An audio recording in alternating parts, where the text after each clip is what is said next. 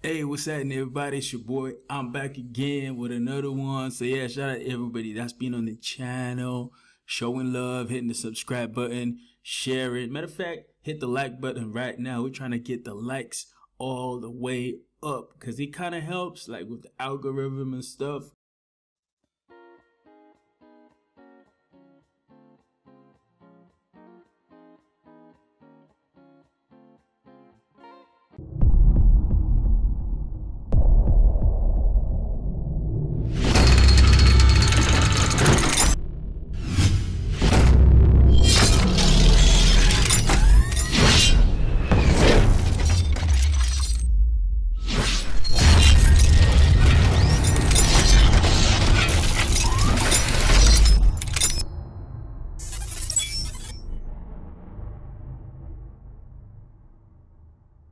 What's up, everybody? Hope you're feeling good.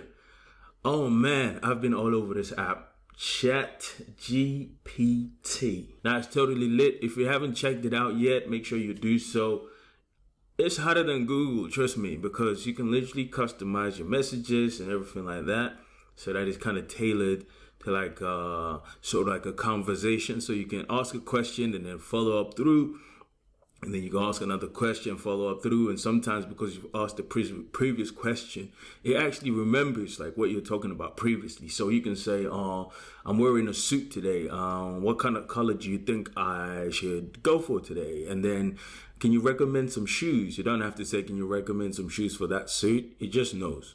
Like, I want to go into town. Okay, what's the weather like? Okay, cool.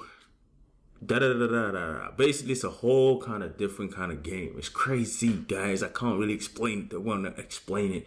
I've got an account set up. I was gonna go check it out and show you and walk you through as well, so that we can just go through like typing some stuff. But I got a little busy. Got a call. I gotta be somewhere like the next 10 minutes.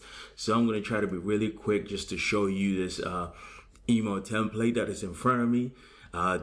Critique some of the things that I think should have been better when they designed it. And basically we go from there. And remember, hit the thumbs up button. If we get to 100 likes, I'm going to definitely go into Dreamweaver and start coding, similar to the previous video. So, but yeah, shout out to you guys. I see you've been liking. Shout out to the guys who've been new to the channel. Make sure you check out the course. Make sure you drop a like. Make sure you leave a comment in the description box below. Let's just go. Let's just go. So love, baby. Let's go. So, okay.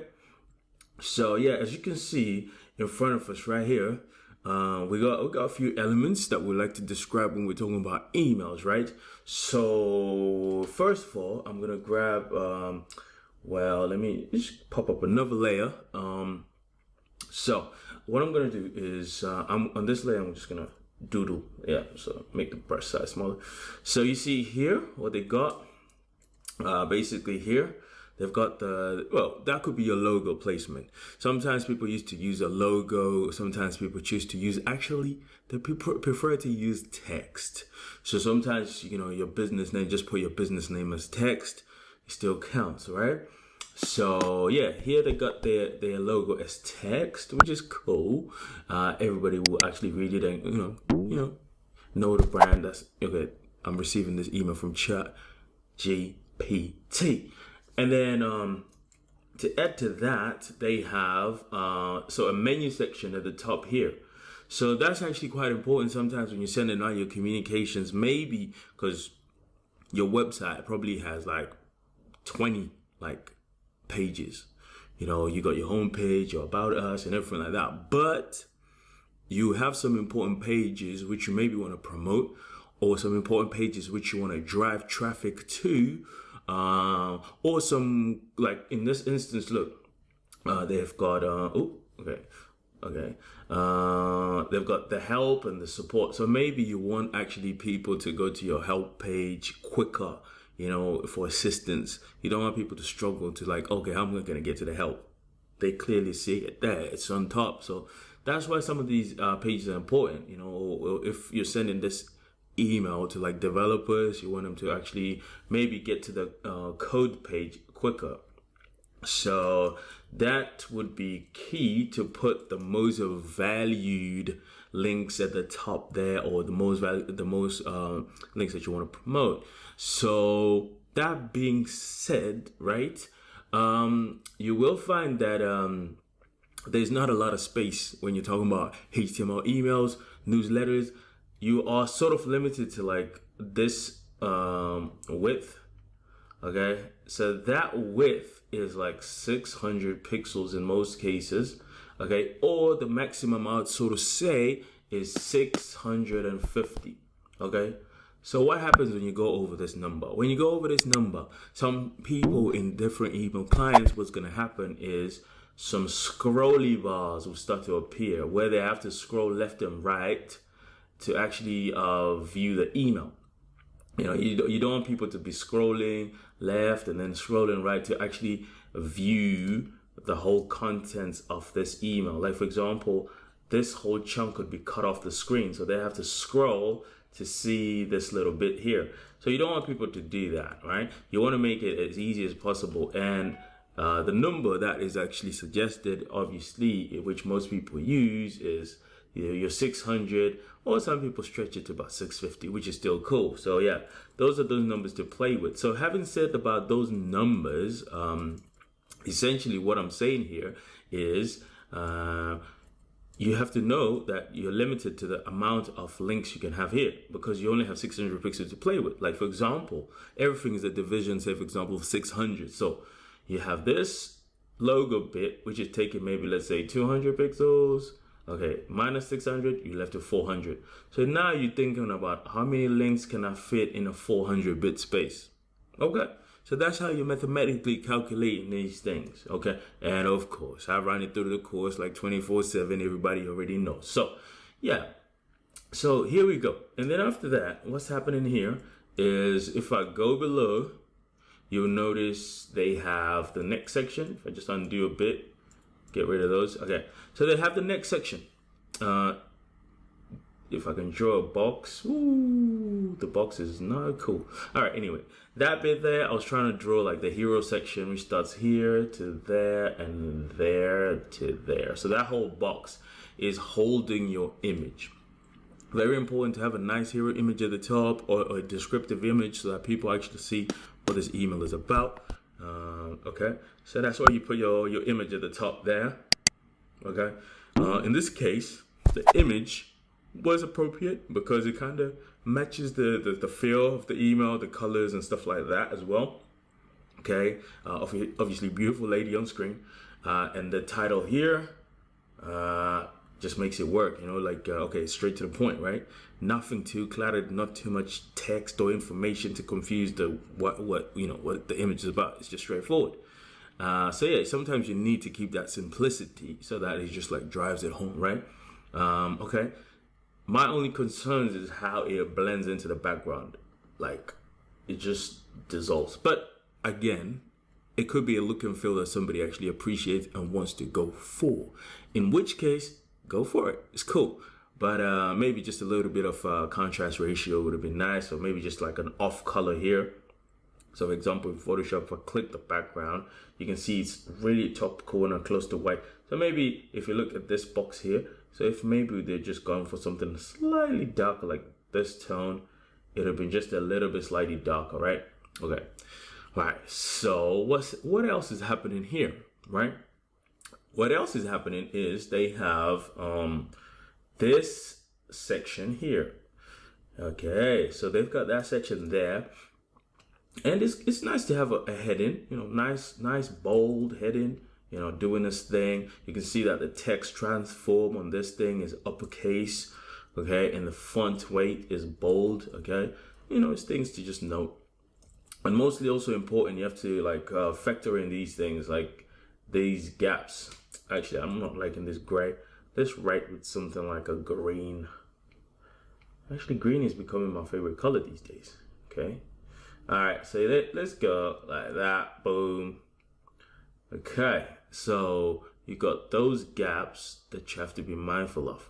And remember, these gaps are in pixels, guys. So these gaps are in pixels, which means that you have to have pixel numbers in mind. So for example, looking at this, because I've done this a long time, I can sort of gauge like what number is that. This obviously looks like a 50 pixels in my mind. And if it's not, I'll guess that 50. If it's good, it's close, I'll just leave it. If it's not, I'll adjust the 50 to the more appropriate number. This one looks a bit smaller, like a 40 pixels or something like that. Okay, so sometimes designers will vary the numbers for, just that, feel that they're trying to go for. Sometimes they keep them all the same. So for example, we could have been looking at 50 pixels here and then 50 pixels here as well. Okay, so yeah, it's just that. And then sometimes they even keep the 50 here. So across most of their gaps, it would be just like, what email is that? Okay, it would just be like those consistent gaps. All right, so that's cool. Anyway, just be mindful of those gaps. It's really good on your email developer journey. Just gives you that extra eye to be able to go towards being pixel perfect, right? That's what these employers want. That's what you have to go for. That's what you have to do, okay? Now, following up to that, they've got a nice little descriptive paragraph. You can see that the font has changed from being bold here to being now slightly not so bold, okay? Not even not so bold, not bold at all, right? Let's just go for blue now. Let's see what kind of blue I can get. Maybe just this tone here, maybe darker a little bit. All right, cool. So basically now they've gone from this kind of bold to now having this kind of text. Makes it feel much easier to read. Your eyes can scan the email much easier because you're going from something which is bold, sticks in your face, and now you see a little bit of contrast and a little bit of different in font size.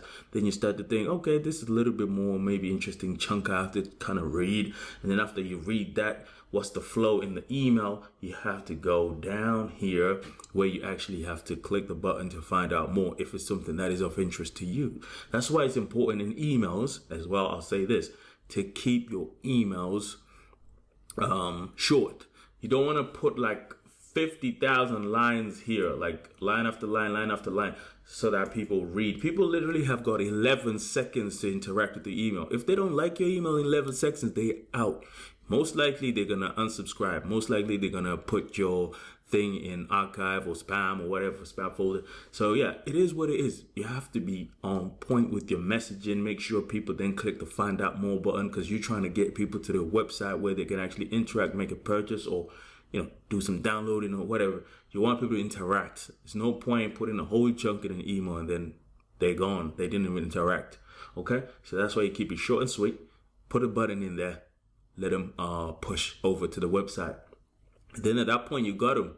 You can, finesse the journey and make it all sweet when they go to the website and everything, but make sure it's nice and proper and precise in the email, okay? All right, so there you go.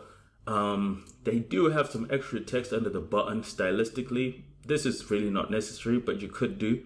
And sometimes I've seen people put like a variation again on the font size, make this super small to just show it's not that important, but it is important to an extent. And then here they got a little nice contrasting background here going.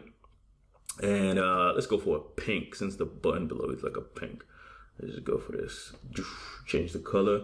All right, so yeah, they've got this section here, which is looking like, okay, they want to put some code in there, something like that. You see, okay, it's cool. Okay, so yeah, they've got in a different kind of background color here, contrast to this color and contrast to slightly that color. Okay, so yeah, they're doing all that. And then obviously they've got a little dynamic bit here. Did you like this email? Basically, it's pretty important. So basically, you can set it up in Marketing Cloud, Salesforce. You can do that. So yeah, they've got two buttons here. Okay, that listen to what button is clicked. So whichever button is clicked contributes to your stats, and then you figure it out at the end of the day when you look at the total results. Like, okay, which one did people click more? So if they click the X, you have to vary something in here because it shows people didn't like your email. But if people are clicking this, that means you're doing something right. Try to maintain that kind of thing that people are enjoying, and once you maintain that kind of thing, slightly add some improvements as well, because you don't want to stay the same. You don't want your emails to, after a few weeks, be boring because it's the same thing. People will have to sort of be expecting something in the inbox. So, you know, like, you just don't want to bore them, right? You just want to keep them excited. Like, okay, what's this email about? Let me open it up, right? Okay. And then under that, it goes down to like the T's and C's. Okay. So basically here they've got a link again. So, you know, instead of to save them the journey of pushing up to the top, you just want them to, like, okay, they're down there at the bottom of the email. Now, what should I do? Okay, what I'm gonna do, I'm gonna put some links there so that they don't have to scroll back all the way up. So they've got some homepage links here, some help if they want some help, some feedback if they want to give feedback. Okay, they've got all this text, privacy policy if you're no longer interested. This is mandatory, obviously. You know, if you're sending out emails, got to make sure there's an option for people to unsubscribe. It's better that way if people actually unsubscribe, because that'll clean your data to make sure it's going to the people that are actually interested in what you're sending out, right? So don't worry too much when people are unsubscribing. It's actually a good thing. It refines your lists, okay? Okay, so yeah, and then they got a view online button here, so you know, people can actually view the email online. So all in all, let's see, that was all the doodling. And like I said, I got to jump somewhere in like 10 minutes, but yeah, that was the doodling I had to do on this particular piece. Very nice email, by the way. I think it's pretty cool. Yeah, straightforward, easy to build as well in HTML. Using your CSS and stuff to style things, and you know, using your media queries to make sure that your email is going to be responsive. I'll say this: if you haven't watched the course, or if you've signed up but still haven't bought the course, do that. All right, make sure you do that. Don't miss out. And also, if you've been watching the videos and you've been liking the channel but not subscribed, hit that button and make sure you drop us a like, drop us a comment with appreciation, because we're still here dropping these videos. So yeah, your love goes a long way. So having said that, give this video 100 likes and we jump into Dreamweaver together and we code this thing up. All right, so until the next video, take care guys, have a good one, peace. So I'll catch you in the next video. Obviously, if you like videos like this, make sure you hit the subscribe button. So yeah, until next time, see you later. Take care. Hey, hope you're having a good day. I got some good news. The course is now available. Click the link below to get full access. And if you're new, consider subscribing. Thanks for watching to the end. If you've liked this video, please hit the like button. It really helps. Thanks.